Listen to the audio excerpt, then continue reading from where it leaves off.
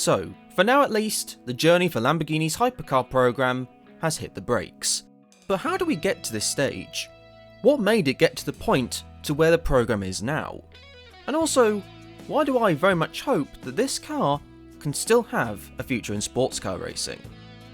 This is the story, so far at least, of the Lamborghini SC63. Currently, the prototype ranks of sports car racing is, in my opinion, the healthiest it's ever been. Sure, some of the old Group C cars are some of the most iconic and legendary vehicles to have ever been created, but I don't think we've ever been in an era where so many top manufacturers have joined the top echelons of sports car racing, and where the amount of competition between these brands has been so high. And there's potential for many more to join, and to make it even more competitive. As a fan, watching this, it is utterly glorious to see. All of this though can be attributed to the LMDh formula that has been adopted in recent years. The Hypercar class began in the WEC in 2021, but the start of the era, if you want to call it that, began in 2023. A sudden explosion of new cars and new top manufacturers entered the WEC, and IMSA went into its first year of the new formula, known as GTP. This has only gotten greater since then. However, to get a better understanding of the story for this video, we need to go as far back as at least July of 2021. WEC was visiting Monza at the time, and it was where certain representatives of an Italian brand were having a visit. I mean, in all likelihood you know what that brand is, so I don't know why I'm trying to hype it up or keep it a secret, but the head of Lamborghini's motorsport division, Giorgio Sana, was there, and it seemed to indicate that the company were very interested in entering the Hypercar class of the WEC. However, by August of the same year, things were already seemingly not too far away from being official, with an announcement confirming more program details set to be revealed fairly soon. In the end though, we'd be waiting until the 17th of May in 2022 for it to be completely confirmed that Lamborghini were going to be entering the Hypercar and GTP ranks of the World Endurance Championship and IMSA WeatherTech Sports Car Championship respectively, entering the prototype ranks of sports car racing for not the first time. There was a non-factory Group C car in the mid-80s called the Countach QVX, but not many people know about it because it only did one race, and the story about it is a bit more than just Lamborghini. Anyway, we're getting sidetracked here. Stefan Winkelmann, sorry if I've messed up the pronunciation there, the CEO and chairman of Lamborghini said, "We will be measuring ourselves against the very best, on the most demanding proving grounds. On one hand, this will give our successful motorsports program even more visibility, but it will also allow us to test future technologies. Our LMDh prototypes will become our most sophisticated open laboratory on four wheels." The president of the ACO, Pierre Fillon, said, "To be joined by such a prestigious make as Lamborghini is fantastic for endurance racing. Hypercar, the discipline's new top tier, has attracted car makers from across the globe." Whilst John Doonan of IMSA said, "Having another manufacturer of this caliber make the commitment to race in GTP reinforces the LMDh technical platform that we developed alongside our partners at the ACO, and we cannot wait to see these new Lamborghini prototypes debut in the 2024 IMSA WeatherTech Sports Car Championship."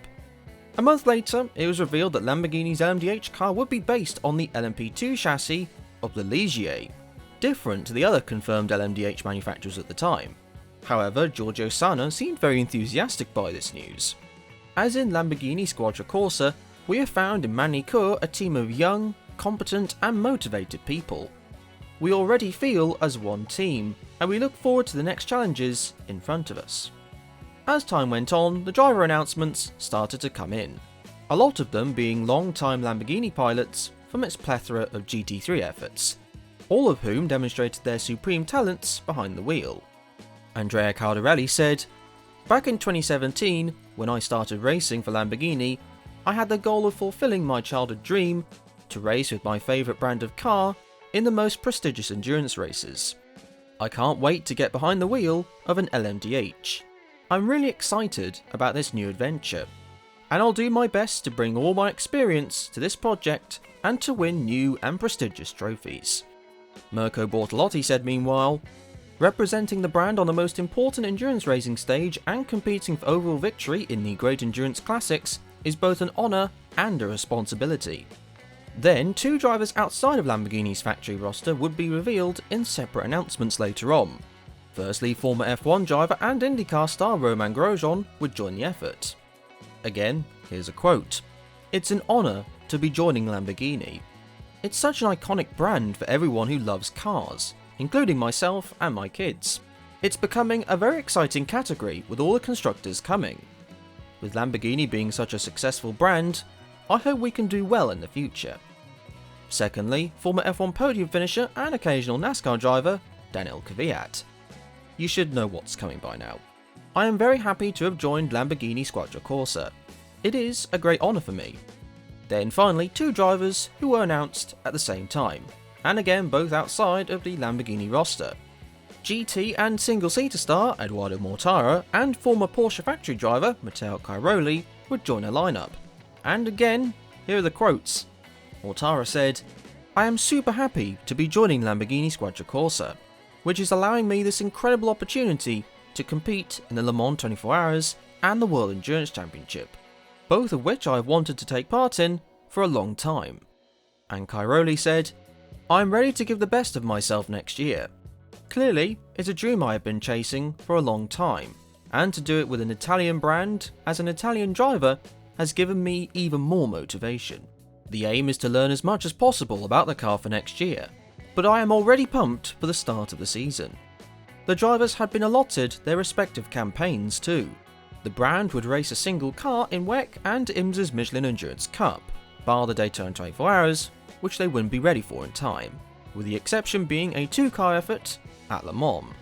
In WEC, it would be Bortolotti, Mortara and Kvyat, with Cairoli, Caldarelli and Grosjean doing IMSA.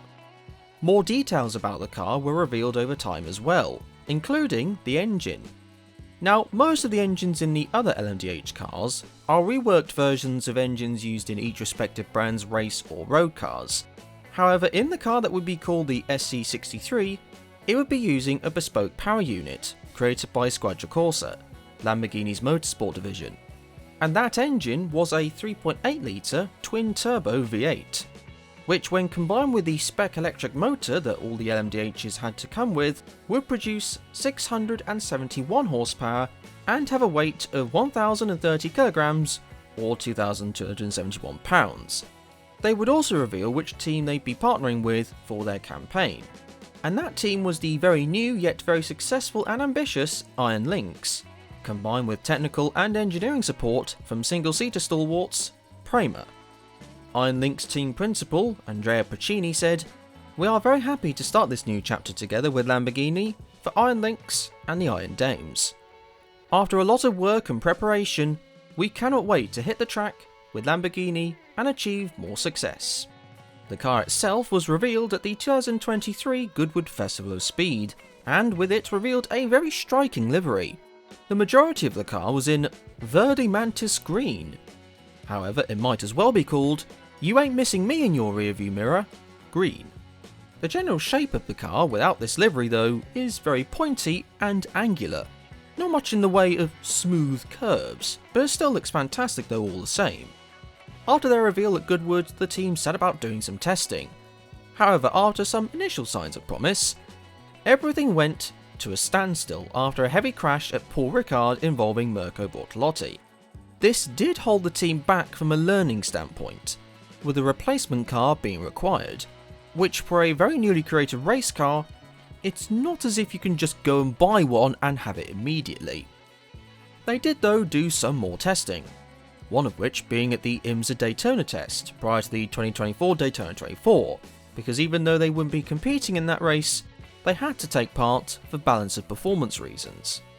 However, the lack of testing time may have been a factor when it came to the car's first ever race, the WEC season opener in Qatar, a 335 lap, nearly 10-hour race.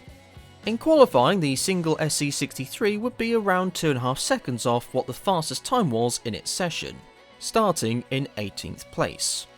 Then in the race, it had a rather uneventful run, which perhaps in their situation isn't a bad thing. They'd end up 13th in the Hypercar class, but 5 laps off the winner. Now, it was a long race, mostly without interruption too, but they were still a couple of laps off of the cars ahead of them. which isn't obviously ideal. Now, like I referred to a little earlier, there may be a reason for this, which Daniel Kvyat said after the event. Qualifying was our first qualifying simulation ever, and the race was our first ever race simulation. Given that, we can be happy with that foundation in terms of reliability. No major issues. So, that might explain it. However, it wouldn't be long before they'd make their IMSA debut at the fearsome Sebring 12 Hours. Yet, just before then, there was a bit of a shock in store. Giorgio Sanna, Lamborghini's head of motorsport, had resigned and left immediately. No reason seemed to be given as to why, but needless to say, this was a surprise, especially given how he had been there since the motorsport division's inception, and this was the company's biggest and most ambitious project yet. Whilst the company worked to find a replacement, on an interim basis, Lamborghini's chief technical officer, Dr. Ruven Moore, would fill out the role. Again, I've probably messed up the pronunciation of the name, so sorry about that. In the meantime, let's get back to how they were getting on track. The SC63 didn't set a representative lap time in qualifying, so I won't bother saying it. Plus, the race was the bigger thing in this equation. When it came to their goals for the race, and how they may fare against some of its more experienced rivals in Cadillac and Porsche, Andrea Pacini said it would be a bit arrogant to be able to stay with them, but at least to be in the race, and of course finish, would be already quite important here. And finish they did, and really well as well.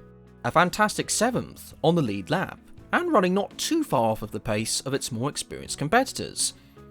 Only a loose door is all that Sebring could inflict to the Lambo, and not for very long either. So, a very positive sign all things considered. I mean, the field is usually always a little bit closer in IMSA compared to WEC, but nevertheless, it's a very solid event. And things could be getting better still, as the next WEC round was at an Imola circuit that they tested at last year. Qualifying was a step in the right direction too, ending up 16th, roughly 1.6 seconds off of the fastest time in its session. Again, when it came to the race, compared to Qatar, it was another step in the right direction, finishing 12th, 2 laps down on the winner, and contending with some rain as well in the latter half of the race, staying out of trouble too in the tricky conditions at their home race. Let's see if this seemingly positive momentum could continue at Spa, where Andrea Caldarelli would take over the Formula E occupied Edoardo Mortara. In qualifying they were roughly 1.8 seconds off of the fastest time in the session, ending up 17th. During the race, for the first 2.5 hours, it was in and around the 15th place mark, running speed that again indicated that they were making a bit of progress. However, unfortunately, the car would suffer its first DNF, just before the halfway mark. A rear suspension issue would be what put the car out. Not ideal, but still, this felt like a development year for the SC63, with issues like these bound to eventually crop up during race day. Plus, it was better to have it happen now than at the next race. The crown jewel that is the 24 Hours of Le Mans. This would be a 2-car effort for this race, with the IMSA team travelling to France to see how they'd fare. Now, during the testing, Lamborghini showed decent speed. However, it is testing, and teams may not be showing their full potential. That also doesn't mean that we should have expected them to be victory contenders. Simply getting to the finish would have been a success, as Caldarelli noted. We have to be realistic in our first year, but I think we showed something positive at Spa, and we can see the car and the team growing. The target for sure is to finish the race, and so it's important to stay out of trouble and have reliability. Qualifying was not too bad for the number 63 Lambo, with a roughly 1.5 second deficit in the qualifying session to the fastest time, and would start 13th. Meanwhile, the number 19 would end up 21st, around 3 seconds off of the fastest time in the session. However, that largely doesn't matter. The first hour and a bit proceeded by with nothing much to report, with the Lambos hovering between the P15 and P20 places. However, that would change when the weather caused a strategic nightmare for teams. A lot pitted for wets, but the Lambos decided to stay out on slicks and see if they could tough it out, which they could, leaving both Lambos in 5th and 6th respectively, and at one point past the 2-hour mark, the 19 entry was sitting in 3rd place. over a 12th of the way through the race, and the seemingly unfathomable was for real. What was also real was that when the race went back to fully dry conditions, and the cars on wet switched back to slicks, the SC63s would perhaps unsurprisingly drop down the order gradually. It perhaps didn't help though that both cars suffered an off-track excursion in and around the same part of the race, costing them both time. None of this caused any damage to the cars though, so continued to just drive around, lap after lap. The raw speed just wasn't there to prevent both cars from going off the lead lap. And when the conditions the next day got much more soggy, the Lamborghinis would continue to make their way around the Circuit de la Sarthe with no major gremlins, and in the end they would both be 2 laps down on the winner. However, in the 19 cars case, it was 13th, whilst the 63 got a top 10, with 10th. Frankly, a brilliant result, and also creating a piece of history for the brand. The first Lamborghinis to finish the Le Mans 24 Hours, which I guess is a good thing. Kvyat seemed to think that this was a positive showing. It's very cool that we made it to the checkered flag. That's a huge confidence boost for the whole team. We have a strong lineup and a strong team. We got a lot of strategy calls right, and no big mistakes that cost us time. So if we improve the areas we know we need to improve, we can seriously fight to win this thing one day. We need to invest now in the future. The car's next race would be back in IMSA, in the 6-hour race at Watkins Glen. Grosjean wasn't there for this race, so it would be Caldarelli and Cairoli representing them in this case. In qualifying, they'd be 9th, just over 7/10 off of pole. Again, a really encouraging sign, this time in terms of 1 lap speed. Then in the race, they again seemed stronger. Still a little bit off compared to their competitors, but this was certainly another step in the right direction in terms of performance. It's a shame though that with just over 2 hours left to run, a cooling system issue would put the car out of the race. Back to the WEC and for the race at the Interlagos circuit. In qualifying, they'd be around 1.3 seconds off of the fastest time in that session, albeit they were 18th on the grid. In the race, they were doing a fairly solid job, even running inside the top 10 for a time, but their finishing position would be hampered somewhat by a puncture towards the end, and they finished 2 laps down in 17th place. The next event was at the Circuit of the Americas, and the team did do some testing at this track last year, so maybe a small confidence booster in that respect. However, things didn't go brilliantly. In qualifying, they finished as the slowest hypercar in 18th, roughly 1.6 seconds off the fastest time in the session. Now in the race, they had an incredible first lap, climbing several positions and going up to 10th. However, as the race progressed and settled into more of a rhythm, the Lambo would drop a few places. However, its race would be well and truly ruined by 2 penalties. A drive-through due to a full-course yellow infringement, and a 45-second penalty added to their race time due to track limits. They'd finish 14th, 1 lap down. But with a fair few other cars a lap down too, without the rule transgressions, there was potentially a better finishing place possible. But either way, it was on to Fuji, where the SC63 suddenly showed some brilliant pace in qualifying. They managed to qualify for the top 10 Hyperpole session for the first time, and then in that session, they set the 9th fastest time around 6/10 off of pole. Daniel Kvyat said at the moment, "There is a lot of work to do still, but it was nice. Our car has a very narrow window, but it felt good here, and I was able to put good laps together in both sessions. I hope this is a boost for everyone. It's a good look at what the future might be like for this program."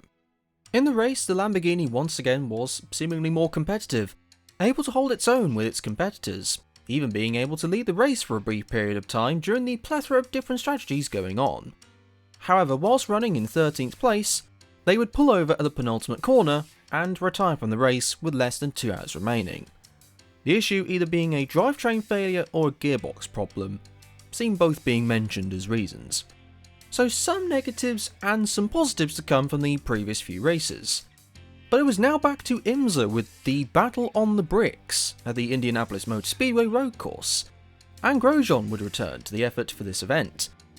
In qualifying, they'd be 10th, a tad over 9/10 off pole. The 6-hour contest meanwhile was going by with nothing major to note. However, when it rained, to a point where the track was in a raceable condition, the SC63 had suddenly burst into life. It started a restart from 5th, but was this time making up places. It would climb up the field gradually and then got to the back and subsequently passed a Porsche to take an astonishing lead, and would then continue to pull away from the rest of the field.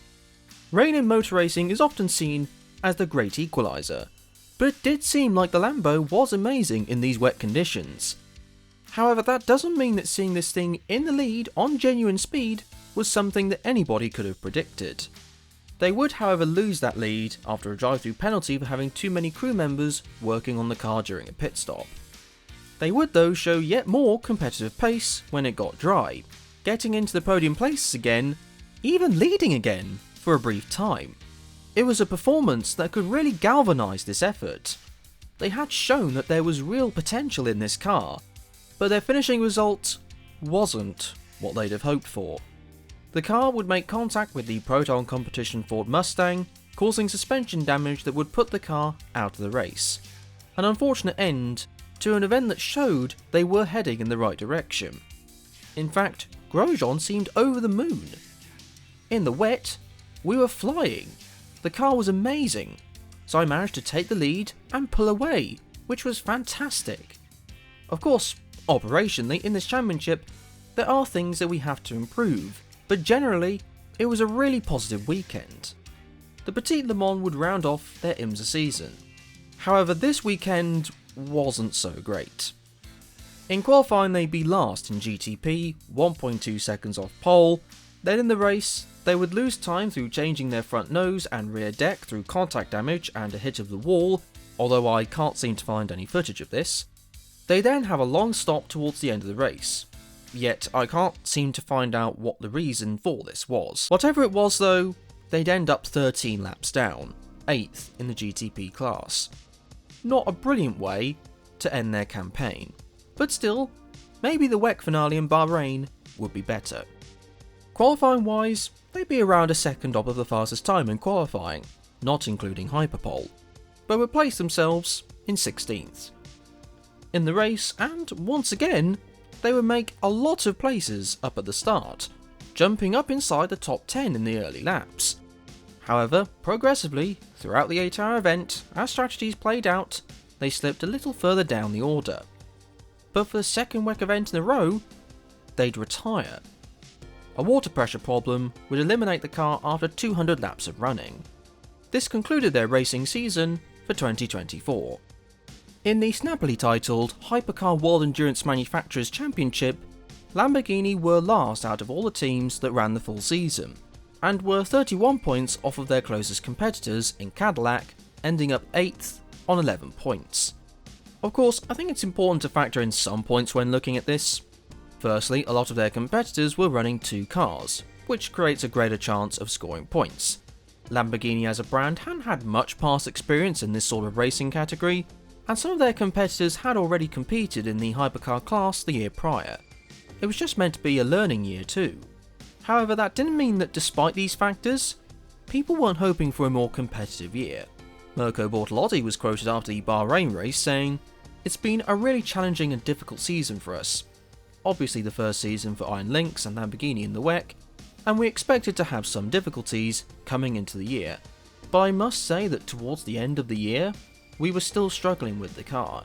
It's been a disappointing year honestly, and we deserve to at least finish the final race. But anyway, the guys worked so hard all season, so thanks for their dedication and effort, and let's see what the future holds." But what exactly would that future look like? Because if Lamborghini or indeed any manufacturer wanted to compete in the WEC next year, it would have to enter 2 cars for the full season. However, it seemed like a 2-car WEC effort was potentially going to happen, with team principal Andrea Pacini saying in April of 2024, the WEC is talking about rules for next year, whether it might be mandatory to run 2 cars. If that is the case, we are ready to do it.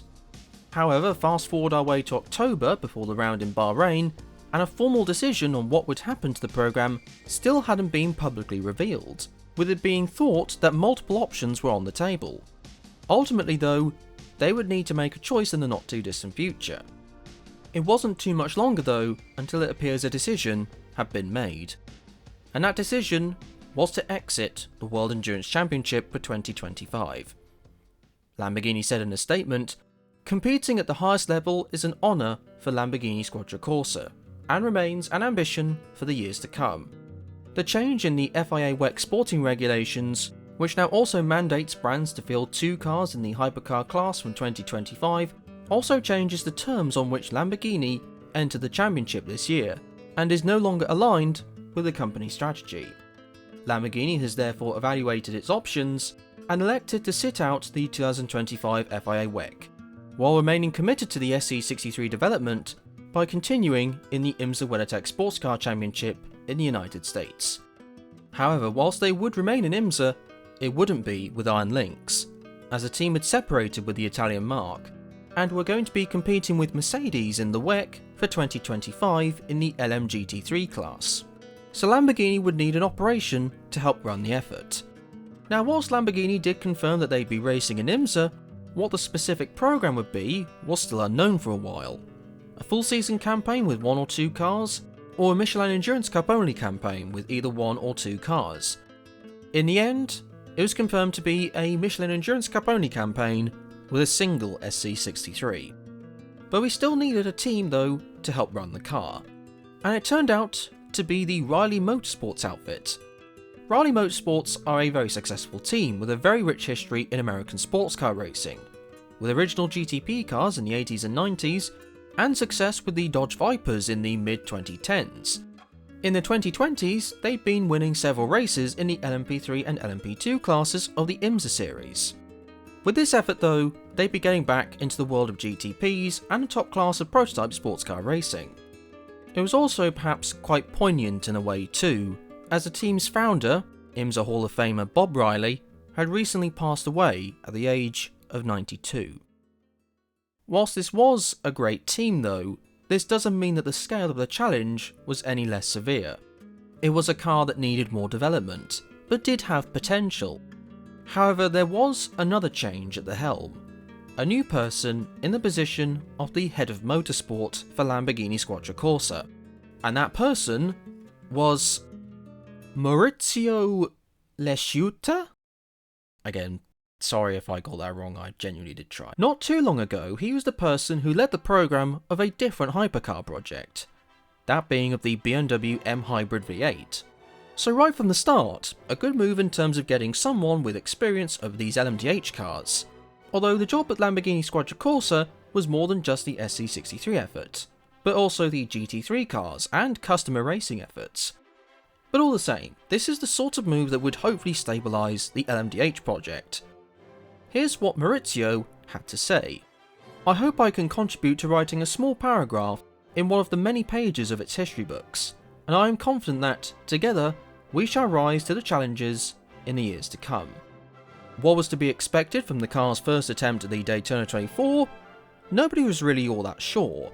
The Riley team received the SC63 not too long before the Raw Before the 24 test at Daytona in early 2025, so not a huge amount of time to get up to speed with this car. However, just logging in miles and getting to the finish of the 24 hours would have been a really solid outcome. Mirko Bortolotti and Edoardo Mortara both said that getting to the finish with no gremlins would have been great. Mirko said, "I think, to be realistic, the target would be to have a clean race without issues. Bring it home in a way that we finish another 24-hour race after Le Mans." Whilst Eduardo said, "The car actually has been proven to be quite reliable. This has been quite a strong point, especially for a first-year LMDh car. Hopefully, it's going to be reliable this week too." So, time for the first race of the season. The first with the Riley Technologies collaboration, albeit it would be raced under the Automobili Lamborghini Quadricorsa banner. And for this year, they'd be sporting a new livery, in the form of the Italian flag. A very striking, flamboyant and unsurprisingly distinctive colour scheme from a brand renowned for its eye-catchingness. Starting off with the qualifying session, where they'd end up in 9th, just over 2.5 seconds off pole. Although they did have contact in the session with Tom Blomqvist's Acura, which did get rid of the Lamborghini's fastest lap of the session. Not that that made any difference to where they qualified. How would the car driven by Mirko Bortolotti, Edoardo Mortara, Daniel Kvyat and Romain Grosjean get on in the race though? Well, they stayed towards the bottom of the GTP standings after the completion of the first hour, but the first hour is about what the car would complete before it developed a problem.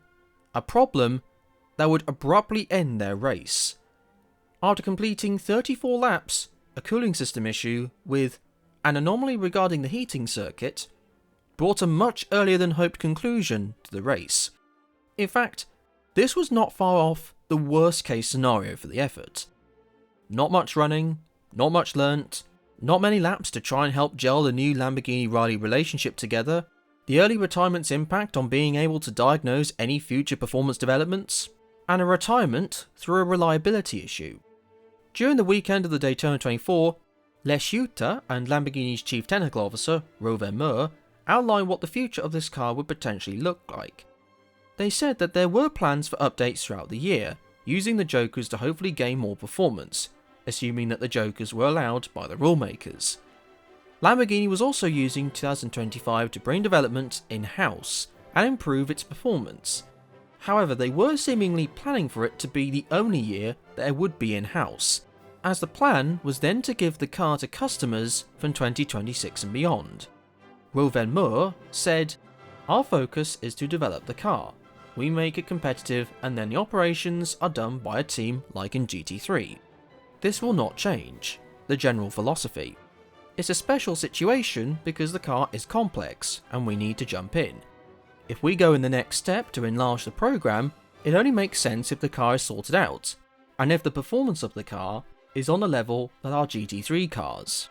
Then we can give the car to customers." So assuming that the car's performance progressed throughout the year, then it would be similar to how the Huracan is in GT3 racing, which are run by customer operations. They also revealed that they could have not raced at all in 2025 to focus on car development, but decided that IMSA was worth continuing to do. Although, for a brief time, there were fears that the dreadful Daytona 24 could have ended the IMSA campaign early, as the car initially wasn't on the entry list for the pre-event test for the Sebring 12 hours. However, it would thankfully appear in an updated entry list. But the car would not compete in the second day due to an undisclosed problem, which they said was better to analyse the workshop and find a fix before the Sebring 12 hours. Speaking of which, in qualifying for that race, they'd end up 2.2 seconds off pole in 11th, just ahead of the IMSA debut of the thunderous Aston Martin Valkyrie, although seemingly the SC63 did have more pace on the table than it ended up showing. The same driver lineup as Daytona, minus Mortara, would climb a couple of places during the first hour. However, the car would be in the lead as they headed to a restart. The first time the car had led a race since Indianapolis. But there was a bit of a catch, as the car had actually ended up in the lead by mistake, due to an improper wave-by during the pit stops. Although there was a very hectic restart as the car dropped to the back of the GTP class. For the rest of the event, they carried on pounding out the laps, and fairly respectable lap times, on a track that apparently didn't suit the SC63, with its multitude of bumps. However, it may have been those pesky bumps that resulted in the car's retirement after 256 laps, and 3/4 of the race's time duration completed. The car had a broken exhaust that could have potentially damaged the powertrain, and the team decided the best thing to do was to retire the car.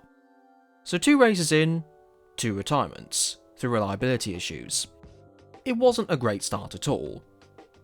At least there was around 2 months until the next round at Watkins Glen, a much smoother track that might suit the car more. As far as updates were concerned, well, there were some small changes, but no major updates or jokers were used for the 6 hours at the Glen. They had tested at the track prior to this race, but it seemed like updates were either going to be ready for Indianapolis or Road Atlanta. But anyway, how did they get on at the Glen? Well, they would end up 11th in qualifying with a time 1.9 seconds off of pole. However, as is usually the case with qualifying and endurance racing, they aren't all that relevant. And this race was no different. It began in very tricky conditions, raining hard enough to make dry tyres sketchy, but not wet enough to warrant going onto the groove rubber.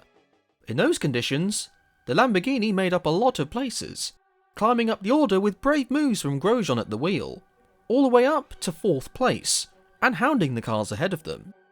Eventually the conditions got drier and the Lamborghini dropped a place to 5th, gradually falling back from the cars ahead, albeit not by a huge amount, until the heavens had finally opened entirely. Now, given how the Lamborghini was in the wet at Indianapolis last year, you'd have thought that that would have been a good thing. However, when they did race in the wet, it just kept steadily dropping through the GTP field, all the way to 8th place. When conditions went back to dry tyre territory, a pit stop under caution helped the Lamborghini back into 5th. However, through a great call to pit just before another caution came out, the Lamborghini would inherit the lead with just 2 hours of the race having been completed. Now, you'd imagine at that point though that they would have steadily fallen down the field. Well, once the race restarted, that's exactly what didn't happen. Instead, Grosjean was able to lead an impressive 23 laps and maintain a respectable gap throughout to the cars behind, even when going through GT traffic. However, during another caution, the car would lose a number of places in the pits, dropping to 9th position, as it was being handed over to Grosjean's co-pilot for this race in Daniel Kvyat. From that point on, the SC63's race would continue to fluctuate in the lower half of the GTP field, as the hotter conditions didn't quite favour the car's characteristics, and in the end it would collect a 7th place finish, equalling its best result so far. However, this was an incredibly encouraging performance. The car showed very solid pace at various points during the race, and kept itself more than honest throughout the entire duration of it. It wasn't a trouble-free race, as in one of the most heat-influenced events of the year, it wasn't the best of times to have an air conditioning system not work. Nevertheless, a great day's work, especially when taking into consideration that the car still hadn't yet had any of the Joker parts introduced to the car yet. Were they starting to turn a corner in the program? And especially with Indianapolis up next, a track that the car went well at last year, it could give the effort the gusto that it needed. Well, we'd have to wait a few months until Indianapolis to find that out. But before that point, we'd be finding out something else. On the 4th of August, Lamborghini announced that the SC63 program would be paused for 2026. Lamborghini said in a statement, "Automobili Lamborghini has announced a strategic realignment of its motorsport activities, with a decision to place the IMSA GTP program on hold for the 2026 season." Initially conceived as a natural evolution of Lamborghini's successful customer racing platform, the Hypercar/GTP project was launched with the ambition of further expanding the brand's presence in top-tier endurance racing. The program was designed to ensure global visibility through the presence of a hybrid racing car in each of the 2 championships where this class is admitted. However, the conditions on which the program was based have significantly changed. As the project developed, resource demands, both in terms of budget and technical complexity, have grown beyond original projections. Given this context, Lamborghini has made the strategic decision to refocus its efforts and investments on the GT3 platform and Super Trofeo, which remain the cornerstones of the brand's motorsport activities and a key pillar in delivering performance excellence to its customers around the world. So, in effect, this effort is at a standstill. The effort isn't over, but for now at least, is paused. However, usually when an effort is halted, it's rather rare to see it turn back up in the future. Maybe the SC63 is one of them, but I'll be honest, to me, this just doesn't feel like one of those. I'll go over my thoughts in more detail later in the video. However, they did still compete in the final 2 rounds of the Michelin Endurance Cup, so no matter how relevant or irrelevant its results and performances are, let's just go over them anyway, starting off with Indianapolis. Before the weekend at the famous Brickyard, Lamborghini introduced their first Joker upgrade to their hypercar, specifically their rear suspension. Now, I know on the surface this may seem rather confusing. Upgrading the car once you've announced that you won't be racing next year sounds like it doesn't make sense. Well, apparently Lamborghini's chief technical officer said that the decision to upgrade the rear suspension had been made back in 2024, but had been tested and put into action ready for this round. And apparently this updated change, according to Romain Grosjean, had made a positive step forward. He said, "It's definitely something we needed. Is that all? No, I think we need a bit more. But for the first test we've done, and the limited amount of track time we've had on it, it feels good." Grosjean would be joined alongside Eduardo Mortara for this race, and they'd end up qualifying in 8th place, just over half a second off of pole, which was an improvement over the same session in 2024. In the race last year, their car seemed to come alive in wet conditions. Would this translate to what would turn out to be an all-dry race for this year? The answer? Yes. Consistently running in and around the top 5 for most of the race, and able to fight with rival manufacturers. However, it wouldn't get the result its pace deserved. After getting into contact with a lap-down Porsche, the team went to make a quick pit stop with just 45 minutes left on the clock. The thing is though, a late caution would come out, leaving the cars ahead to not have to stop again for virtual energy, which meant that they'd end up in 10th place. Then it was on to what could be the car's last ever race, at the Petit Le Mans. Qualifying wise, it was 7th place, and they were closer compared to this round last year. The car, driven by Mortara, Kvyat and Grosjean, would fall a few spots early in the race, and were fairly anonymous through most of the event, bar a broken headlight in the night. That all changed with 30 minutes to go, where it seemed like there was a chance the SC63 could win. With it being better on virtual energy than the cars ahead, as rivals did a quick top-up pit stop, the Lamborghini climbed up to 2nd place, and was around a second off the leader who had just pitted. Could the fiercely determined Romain Grosjean truly stun the racing world and collect a seemingly unfathomable victory? No, the car didn't have enough virtual energy and had to have a quick pit stop itself. Despite this, they did still collect what might end up being the car's best ever finishing position, with 4th. However, had a caution come out at the end before it pitted, 2nd was certainly possible. Even a victory, had the right circumstances played out, was genuinely up for grabs. Which, to be honest, makes this car's program pause, and potential end altogether, feel a bit more dispiriting. Now, with the program paused, it's about time that I share my thoughts and give my opinions on a few questions, beginning with this. No. Okay, I'll actually answer this in a bit more depth. No, it will not. Not just because of the fact that we've got a lot of other big manufacturers about to enter WEC and IMSA potentially in the future, but also because even though Lamborghini is a big brand, like all the other manufacturers currently competing in the LMH/LMDh platform, the Lamborghini program just seemed a little different. Something that is better explained in the next question. Well, even before the car was even close to racing, it suffered a big setback in terms of the crash it had in testing, which interrupted and delayed crucial mileage gathering before it was scheduled to make its race debut. That crash in turn had a knock-on effect that impacted this program perhaps throughout its entire racing journey, putting them behind their competition on miles. Which is astonishing to believe, but it's crazy to think the sort of impact that these things have at the beginning of a brand new racing program. However, it isn't just that. I look at stories in sports car racing news websites a lot, and usually the manufacturers give a fairly firm and consistent yes to their future in the LMH/LMDh category. Occasionally you get the odd doubt here and there, but it seems to be the exception rather than the norm. And that appeared to be the same for stories about Lamborghini up until around the latter half of 2024, where doubts started to creep in, and would never seem to go away. The program seemed in limbo for a while, on a constant tightrope about what was going to happen. Were they going to race or not? And if they did, in what form, in which series, when and how they were going to make the car faster.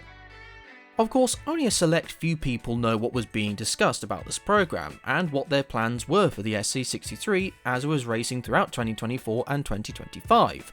But just as an outsider fan, this just didn't feel like the program was being as supported as their competitors. The car had its downsides compared to its rivals, and things that needed work on, but the big updates just didn't seem to come for a while. I'll talk more about those in a separate question.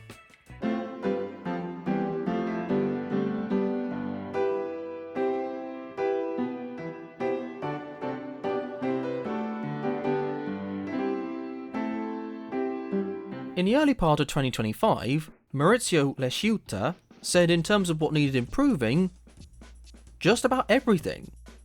More specifically though, it seemed like bumpy tracks were a real problem.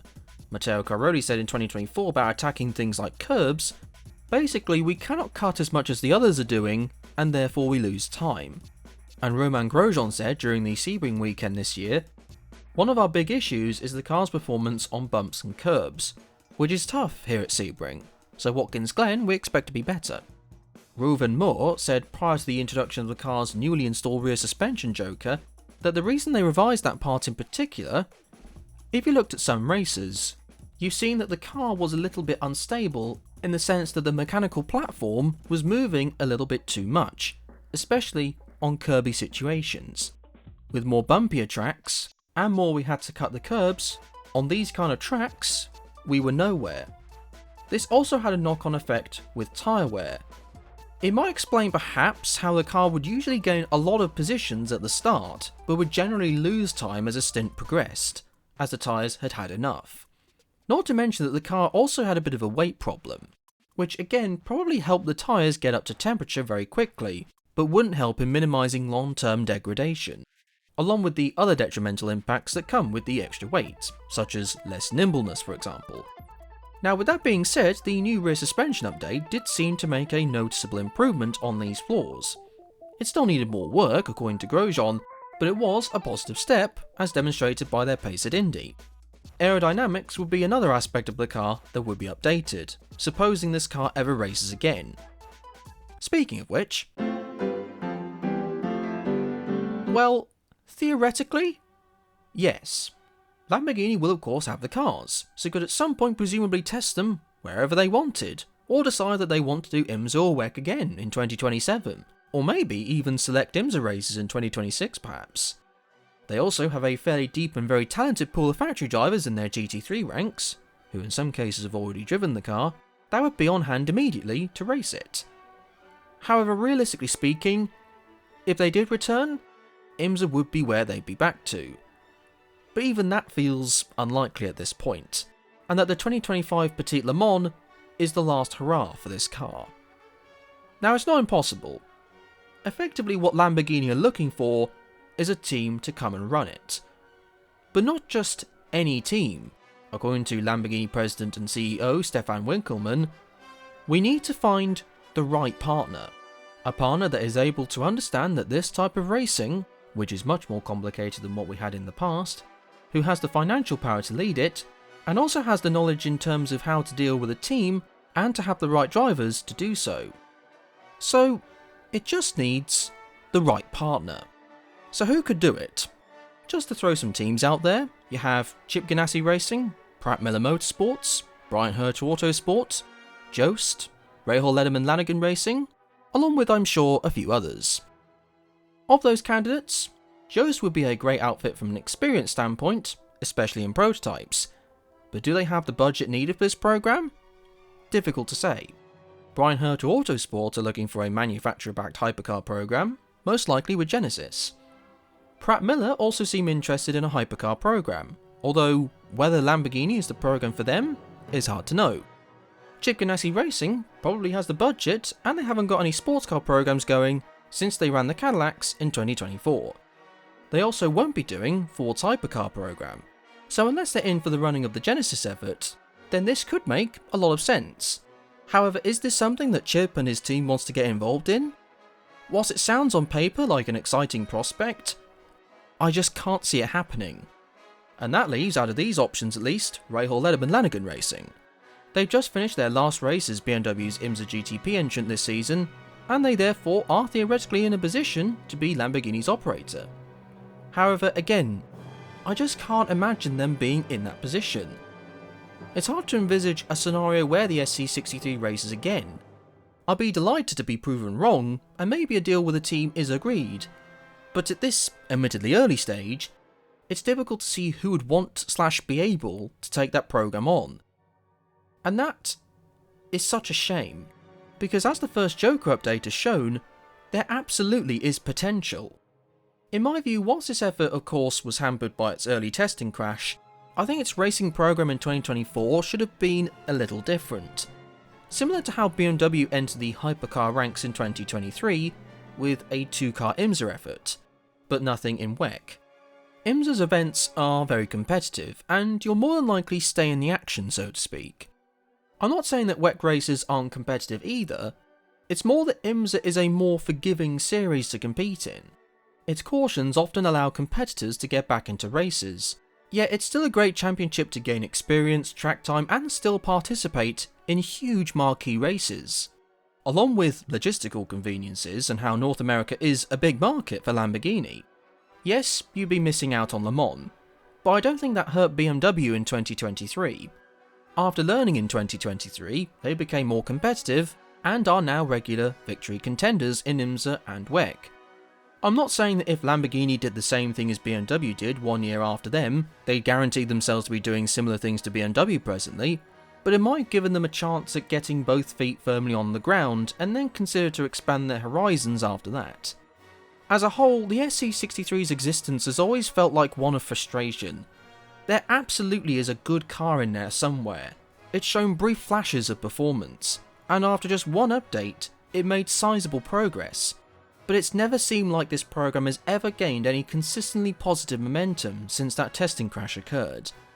The real kicker for me though, is that we may never see what this car could have achieved, that the car's raw speed and ultimate potential may not ever be realised, unless a team is found that can run it.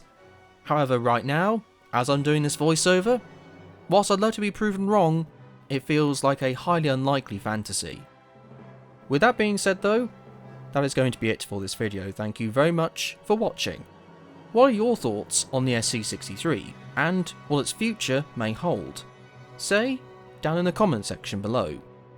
Also, if you did enjoy this video, then I'd be incredibly appreciative if you did hit the like and subscribe buttons. However, until the next video, be kind to each other and enjoy the rest of your day.